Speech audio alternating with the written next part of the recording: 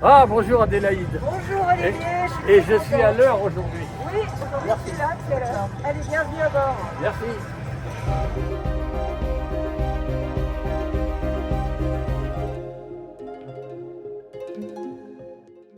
On est venu se mettre un peu à l'abri parce que il y a des grains.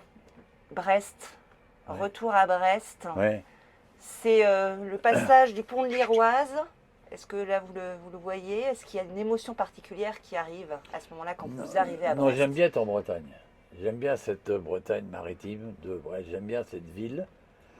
J'aime bien les gens de cette ville parce que ils sont. Je suis biologiquement d'ici en fait. Les gens, on se ressemble. On a le même type de caractère, un quant à soi relativement puissant et que le sens de la distance. Et moi, je suis heureux ici. J'aime bien. Cette ville me. Et là, c'est vachement beau. La région est vachement belle, donc j'aime bien. C'est une ville qui a été importante dans votre parcours, forcément. Ben moi, j'avais choisi de m'installer à Brest alors que tout le monde s'installait à la Trinité-sur-Mer ou ailleurs. Et moi, je voulais une ville où je voulais pas être dans un schéma qui risquait de rancir avec tous les gens du bateau là, qui se la pètent. Et je voulais être dans une ville où il y avait un aéroport. Et au Moulin Blanc, on est à 7 minutes de l'aéroport en conduisant normalement. Et donc, Brest est d'une certaine façon le bord de mer le plus près de Paris. Alors moi, mes partenaires pour les affaires, c'était des sponsors qui étaient à Paris et tout ça. Donc, ça tombait bien. C'est cohérent pour moi d'être installé ici. Et puis une ville aussi peut-être plus proche de d'autres d'activités portuaires, d'activités de marine marchande, Nous, on a toujours été bien ici. Moi, j'étais heureux de venir ici. Avant, j'étais à Cherbourg, parce qu'on faisait les bateaux à Cherbourg. Et quand on est venu ici, c'est moi qui ai voulu venir ici. Et j'étais content de venir. Cette ville, je sais pas, la mentalité des gens d'ici me convient parfaitement. On n'a jamais eu d'embrouille ici, les gens sont de parole. On a mis les bateaux à sec parfois, avec maté, hein, avec 35 nœuds de vent, les trimarans sous la grue. C'est Didier Rago, mon qui commandait la grue. Tout se passait toujours bien. On est des bons professionnels aussi, on n'est pas dans la tchatch, dans l'action. Toujours été heureux ici. Ouais, ouais c'est vrai, dans Brest, et l'autre jour, je pensais à ça. Je ne me souviens pas d'un jour de tristesse à Brest. J'ai, j'ai, euh, En plus, c'est une sorte d'île, d'instant à côté quand même. Hein. S'il y a le grève des avions ou les grèves des trains, on est très éloigné de tout. On a vachement la paix quand même. J'ai lu ça que vous aviez dit que vous n'aviez jamais eu le cafard à Oui, Brest. ouais, j'ai jamais été triste ici. Ouais. J'ai jamais été. Ouais, j'ai toujours été assez heureux. Cette ville me convient. Je n'explique rien. Hein. Brest et les fêtes maritimes. Ouais. Qu'est-ce que ça vous évoque, ces fêtes maritimes? Vous en avez connu donc plusieurs. Vous êtes Cinq, parrain ouais. encore, Ouais. parrain de ces fêtes maritimes. Dès 92, j'ai connu ça.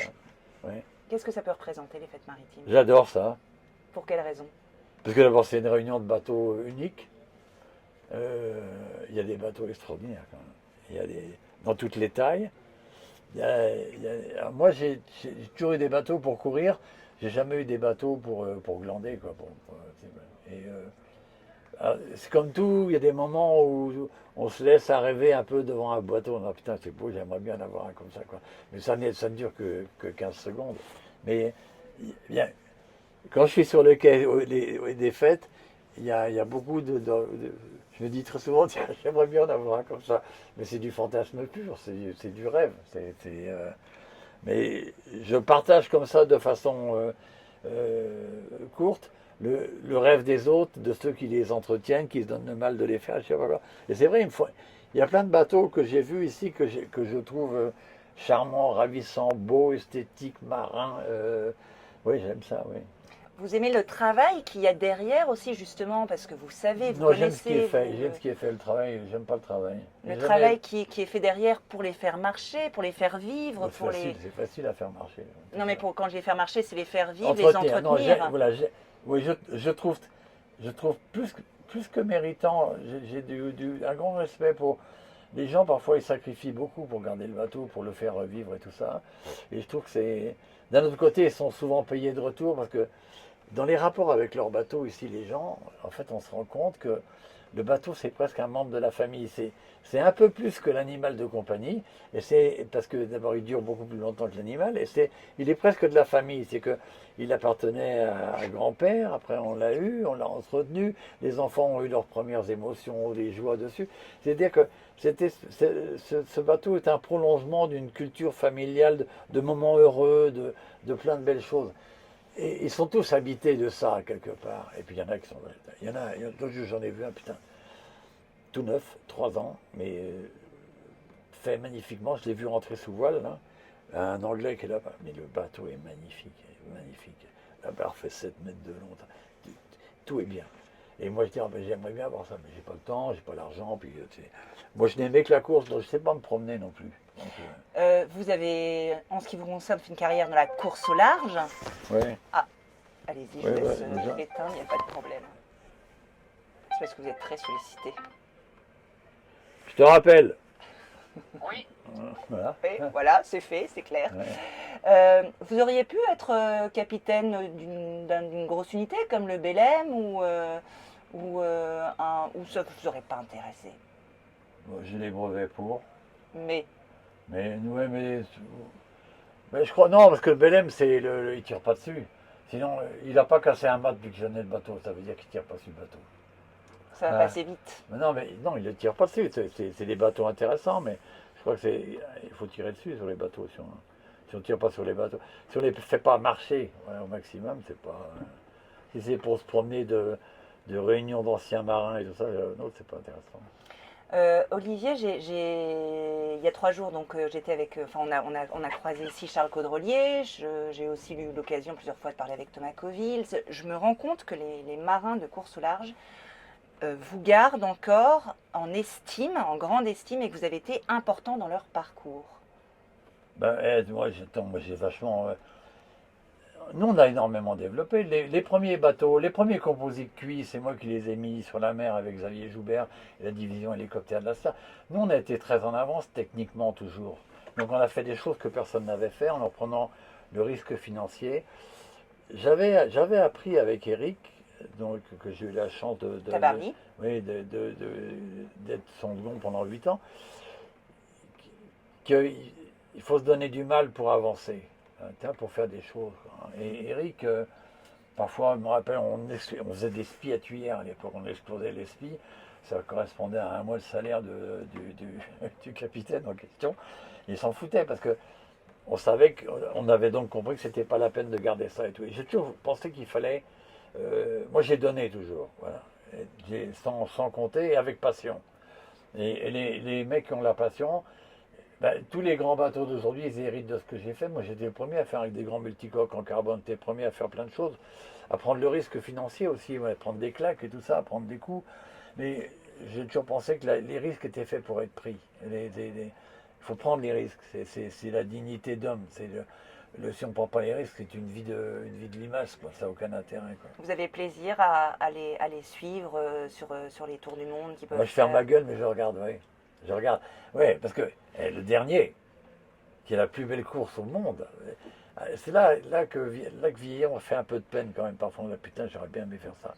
Mais quand on les voit tourner à 23 nœuds autour du monde, en solo, sur des multicoques de 32 mètres, c'est la perfection. Vous ne pouvez pas avoir mieux. Vous ne pouvez pas faire mieux que ça. Et d'ailleurs, ça met à leur place tous les autres courses qui sont que dalle, quoi, à côté de ça. Parce que et puis en plus, il faut y aller. Multicoque, c'est dangereux. On peut se tuer facilement en multicoque si on n'a pas de chance, si on n'est pas très bon. Et les mecs sont bons. Ils ont une. On voit bien comment les bateaux sont gérés. Ils sont compétents, ils sont dedans, ils sont pas à côté, ils font pas semblant.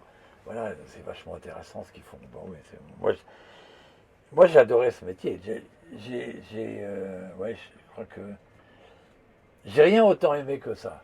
Je pense que si j'avais eu des moyens financiers colossaux, ma vie n'aurait été comme celle qu'elle est.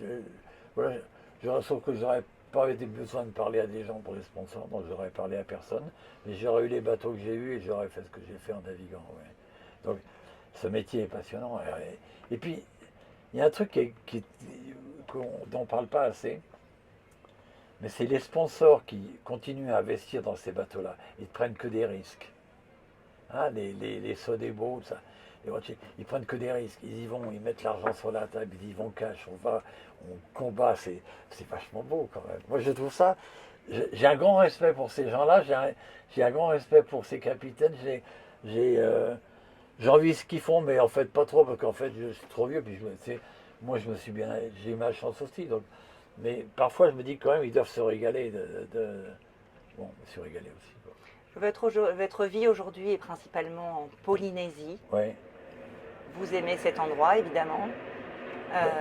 Vous avez le temps de continuer à contempler la mer, à écrire, à Ouais, lire. ouais, je lis pas du tout. Je lis plus du tout. J'ai lu, moi j'ai lu beaucoup quand j'étais au collège, que j'étais enfermé, quoi. Et depuis que je suis plus enfermé, je lis plus. J'ai pas lu 20 livres en 40 ans. Par contre, j'ai lu, quand j'étais au collège, j'ai lu un livre jour, à peu près, quoi. Alors, en Polynésie, vous regardez la mer, vous écrivez? Pas du tout. Non. Oh, j'écris, non, je vais à la pêche, je pêche. Vous pêchez? Je pêche, oui, je pêche, ouais. Puis je fais du sport. Quand on est vieux, il faut s'entretenir, donc je fais 1 heure de marche par jour dans l'eau, 1 heure d'haltère et tout ça. Voilà. Que j'ai été très malade et quand j'ai à la fin de la maladie, je ne pouvais pas le soulever 300 grammes, quoi. Donc j'avais décidé de récupérer une certaine force physique qui me permettrait éventuellement de conclure physiquement une mésentente. Voilà. Et ça vous va comme formule? C'est pas mal. Voilà. C'est bien, je prends. Avant de se quitter, réponse courte. Question courte, réponse courte. Si, Je demande si vous voulez. À l'hôtel. Question courte, réponse courte. Si vous voulez. Je fabrique le Alors, vous faites les réponses de la longueur voilà. que vous voulez. Oui. Vous allez Je voir, vous dis, j'ai je vous dis. planté horrible. Ouais, allez, on y va, on se plante. Atlantique ou Pacifique?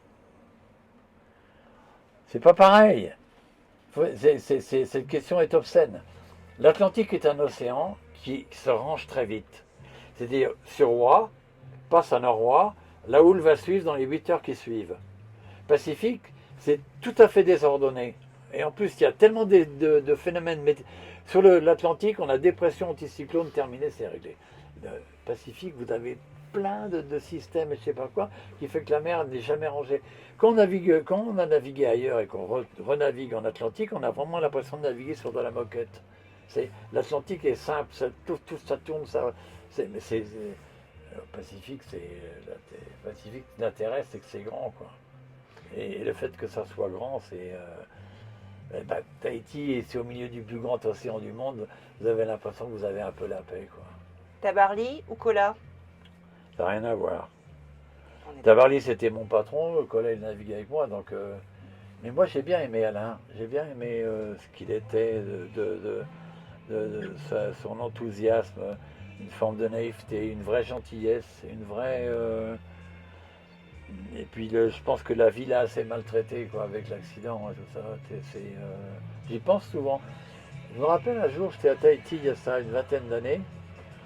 J'étais à la pêche tout seul et j'ai vu passer son bateau là et ça m'avait vraiment fait de la peine de voir le rêve de quelqu'un de disparu naviguer encore dans les îles. Tu sais, ça devenait comme un grain ou un vrai chagrin, une tristesse, tu vois, en disant merde, pourquoi il est parti, quoi, il y a un côté. Moi, ce qui m'a le plus fait souffrir dans la vie, c'est les gens que j'ai bien aimés qui ont disparu. Le reste, je m'en fous. Mais comme j'ai pas bien aimé beaucoup de gens, les gens que j'ai bien aimés, parce que j'ai reconnu leurs valeurs ou leur je sais pas quoi, leur disparition me blesse vraiment. Ouais, c'est ça. Merci beaucoup. Je vous en Merci prie. beaucoup pour cet échange, Olivier. C'était une joie de vous Et voir. puis, En plus, vos questions n'étaient pas trop idiotes pour une fois. Donc ça va. profitez bien de la fin de ces fêtes maritimes et on se revoit dans 4 ans. 4 ans, c'est vrai, je commence à être âgé. Non mais c'est bien ici. C'est pas une imposture, ces fêtes. Si vous regardez les bateaux, il y a quand même un paquet de vraies merveilles. Moi, je trouve. Hein. Et ça, c'est un ravissement quand même. C'est un défilé de mode éternel de ce que les hommes ont fait de plus beau. Très bien, je Voilà, retiendrai ma ça. petite fille. Merci Olivier, Je vous en merci prie. beaucoup. Voilà. C'était une joie de vous voir. Merci à vous et regardez, en plus, il n'y a plus de grains. Ouais.